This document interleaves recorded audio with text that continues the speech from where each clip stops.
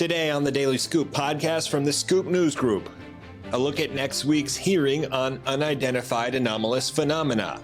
And the Space Force expands a top-secret intel sharing program with industry to support new mission areas. It's Thursday, November 7th, 2024. Welcome to the Daily Scoop podcast, where you'll hear the latest news and trends facing government leaders. I'm the host of the Daily Scoop podcast, Billy Mitchell. Thanks so much for joining me. Here are today's top headlines.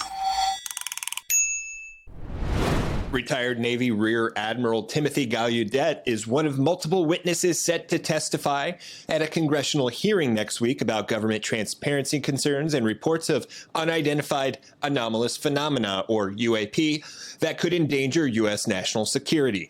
Two sources familiar with the plans who requested anonymity to discuss the hearing before it's held told Defense Scoop on Wednesday that it will be led by Republicans on the House Oversight and Accountability Committee on November 13th. Without sharing more information about who is testifying and why the hearing is being hosted now, a spokesperson from that committee separately confirmed in an email that it is scheduled for next Wednesday.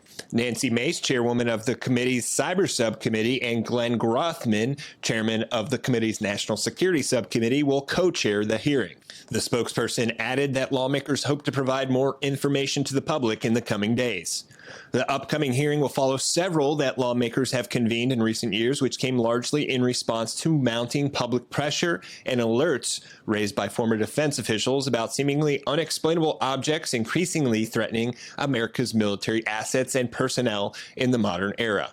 One of the officials Defense Scoop spoke to suggested that some of the topics that will be raised in the next meeting will likely include transparency issues associated with the Pentagon's and intelligence community's handling of UAP reports and ongoing investigations, calls for more congressional oversight of the executive branch on UAP, and examples of how such phenomena have presented challenges to flight safety in real-world military operations. In other news, a Space Force effort dedicated to improving partnerships between the military and commercial space industry has added 5 new vendors to its cohort and will soon begin supporting 2 additional mission areas. Companies that are part of the Space Force's commercial integration cell will now be able to share and receive information at the top secret security clearance level for the service's space domain awareness and intelligence surveillance and reconnaissance missions, according to officials. With the addition of 5 new CIC members, a total of 15 vendors are now part of the effort. Started as a pilot in 2015, CIC allows companies that have existing contracts with the U.S. government to receive top secret security clearance and insight into the Space Force's current operations and planning. Along with the new SDA and ISR mission areas, the effort has previously focused on satellite communications and imagery. The CIC is one of several ongoing efforts at the Pentagon that are intended to help the department leverage a fast-growing commercial space industry for warfighting missions. One of the key issues for commercial firms has been the ability to receive updated and rapid information about current and ongoing threats in the space domain, which has historically been highly classified. For more news at the intersection of the federal government and technology, make sure to visit fedscoop.com.